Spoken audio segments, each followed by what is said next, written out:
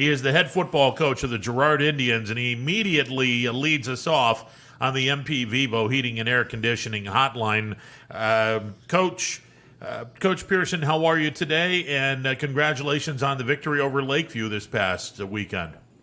Thank you, man. We're doing great. Appreciate you guys having us. Hey, talk a little bit about the second half and what you guys saw in the first half that led to a 35-point explosion. Because this Girard Lakeview game, from what we were told, it was scoreless at halftime. You guys did all your damage in the second half. What did you see as you guys made adjustments in the second half? Yeah, I think the biggest thing was the rain stopped. That was our biggest thing in the second half. First half, the rain, it was bad at times. 5 turnovers in the first half, fumbling the ball around, snaps, having big runs and fumbling at the end. We were really our own worst enemy in the first half. Second half, the kids, I got to give them credit. They stayed true. We have 7 sophomores playing varsity right now, so we're a younger group. But our kids stayed true, and the rain kind of let up a little bit, kind of allowed us to be us a little bit more offensively. And we just kind of stuck to the game plan that we went in with and executed much better, obviously, in the second half. Your offense lit up, but your defense held Lakeview, down in the second half, so they weren't able to capitalize off the rain stopping. What do you see from your defense that let them dominate so much, even in the second half? Yeah, I was really proud of that group. There's times where there's 7 sophomores on the field on that defense right now. We actually fumbled the ball with about maybe a minute and a half before halftime. We fumbled it on the 2-yard line. So Lakeview had first and goal with about a minute and a half left, and our kids made a huge goal line stance there. We ended up getting a piece and blocking a field goal on a 4th down.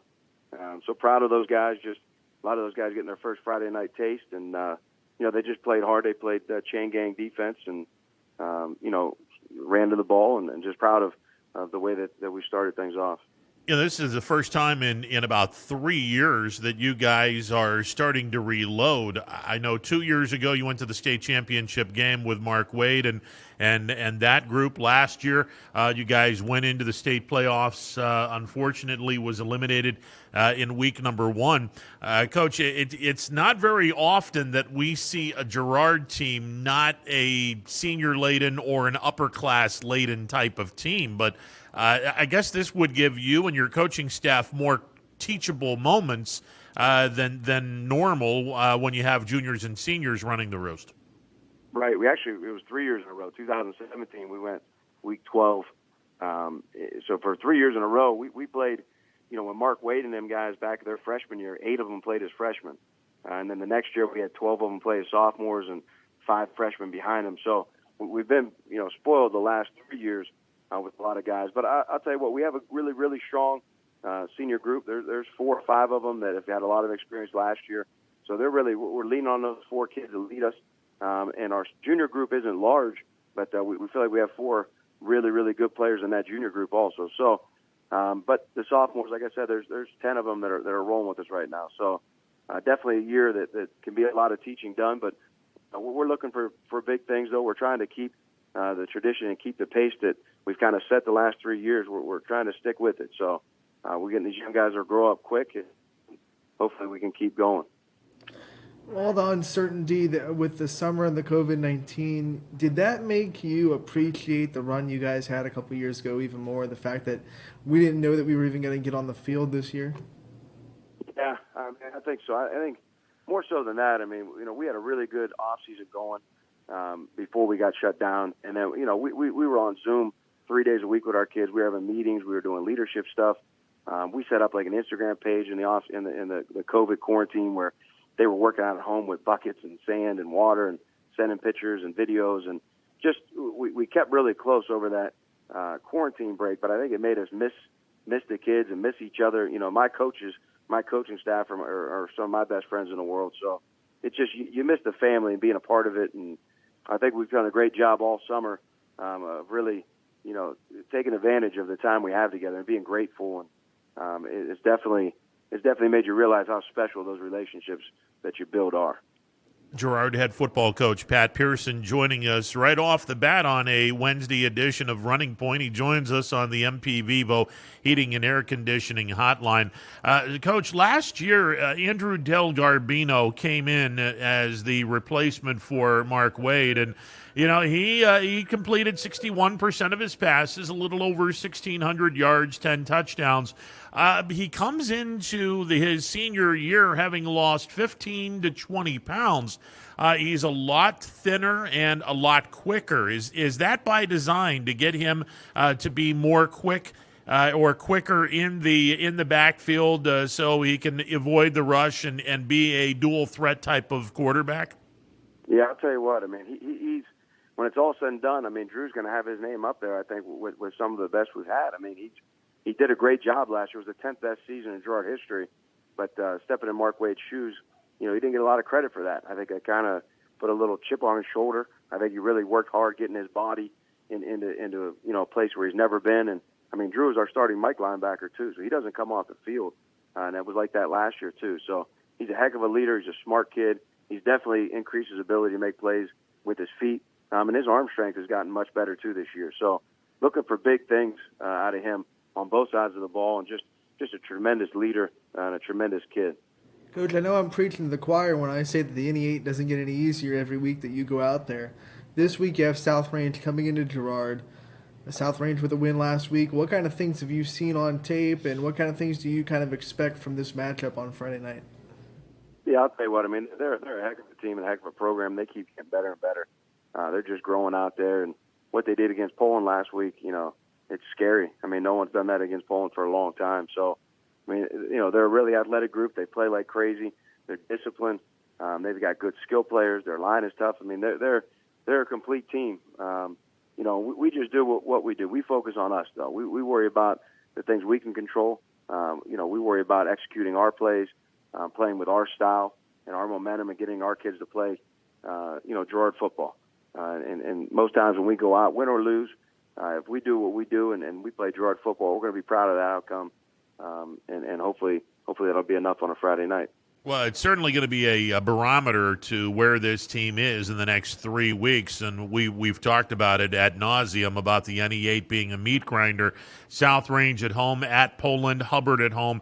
Those are your next 3 weeks. And Coach, I know that we've had enough conversations to know you never look past your opponent for the particular week. But is it safe to say?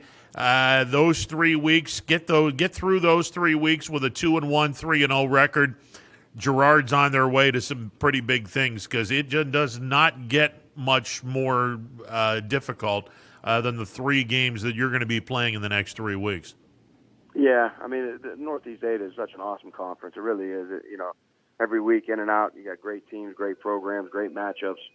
But you're right, and I think this year more than any, with the uncertainty of, could there be a shutdown? Could there be a delay? What would happen with all the COVID stuff? I think we're really just locked into, we're grateful to have practice today and go out there with the kids, and we're so excited to be able to get another Friday night. And that's just where our mind is. We're really not looking down the future, because who knows what it's going to hold. So I think that's the mentality we're locked into, probably most times anyways, but even more so right now. I think we're just focused and excited to get to play a home football game at Arrowhead Stadium.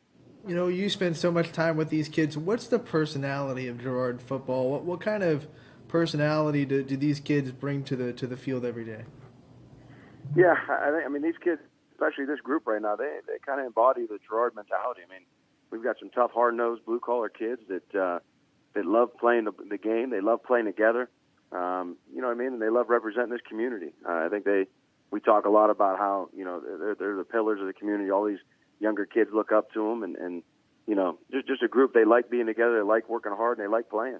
And I think that's just what we've always been, and hopefully what we always will be. Coach, I can second the greatness of the village of Girard. When I came back home in 2013, I moved into Girard, and what a great community up on Howard Street over by the hot dog shop, Jib Jab. And in between Jib Jab and the stadium, I was like a 3-wood from the stadium. Just an absolutely wonderful town, great people, blue collar type of town, and the cool thing about Girard and the football program, you guys give that blue collar effort night in, night out, and that's the reason why the fan base and the people in Girard have so much pride on the football program and the just everything about Girard High School. They have so much pride in that school and their athletic department. And it's a great community. I can attest to it. I lived there for a few years. Yeah, I'll tell you, and I'm a former alum. I live here. My kids go here. Most of my coaches, either from here, their kids go here. They teach here. There's a lot of vested interest in the community and in the town, and the town loves us, and we love them back, and we know how special a place it is, and we don't take that for granted. And we work as hard as we can every day to uphold that tradition and to keep it special. You said it. You're an alum, and not a lot of coaches get to say that they're an alum of the school that they coach. How special is that to you to come back to Girard, coach their football team, and you have invested interest not just as a coach, but you sending your kids there, and you're a part of the community. So what does that do for you? Yeah, I mean, I'm spoiled rotten, to be honest. I get to come back to a place that I love, that I grew up in, that I have a lot of pride in. Like I said, I get to coach with some of my best friends who also played here. We grew up together. Our kids are growing up together. I have 3 kids that are in the system that they love everything about. I mean, it's awesome, but it also pushes you and makes sure that you do everything you can to keep this a special place. You know what I mean? It doesn't. I don't relax on that fact. It makes me work harder, I think, just because I want to continue to make this special, and I want to continue to leave it, hopefully better, or at least where I got it, when my time's done. Coach, one of the better games of the 2020 football season, and we're in week number 2. This should be a barn burner at Arrowhead, and it's a damn shame that we're not allowed to have standing room only fans. We're only going to have limited fans because this is one of those games that not only would the South Range fans go to and the Girard fans, I think you'd get a lot of people interested outside the communities to go to this game because it's going to be one of those really, really good games in week 2. Yeah, that's the one thing. I mean, the band played the other night, and, the one thing, you lose a little bit of that atmosphere that's so special. We got a lot, I don't know what our stadium holds, but we got a lot of games where it is standing room only, and you miss that. But in the same breath, we're just so grateful to be out there and playing, and you guys are doing a great job in the media, getting stuff on TV and doing things, and trying to keep it special for people to can at least watch the games or find ways to follow them when they can't be there. But hopefully get this thing on track, and next year we can get back to life like we know it and get back to Friday nights the way they should be. Coach, we got the audible call on Friday night with Mike Ackelson where we take fans inside the red zone when teams are going to score. Can we count on you for no timeouts in the red zone so we can get people the quality broadcast? No timeouts in the red zone? No, yeah. You can't call any timeouts in the red zone, Mike. Okay, so we can get your audible call in there and we can get you guys on the YS. No pressure, Coach. No pressure. I get it. Well, we play pretty fast and we don't call too many timeouts, so hopefully that'll lead to some of that. That's what we like to hear, Coach. Hey, Coach, best of luck to you in this week number 2 as you take on a very good South Range team. And just a great conference. I love the NE8. And this is going to be one of those really, really special games in the NE8 this week. Yes, sir. Appreciate you guys. I appreciate it, Coach. Pat Pearson, he is the head football coach of the Girard Indians. He brings it every time we talk to him. He's one of our favorite guys.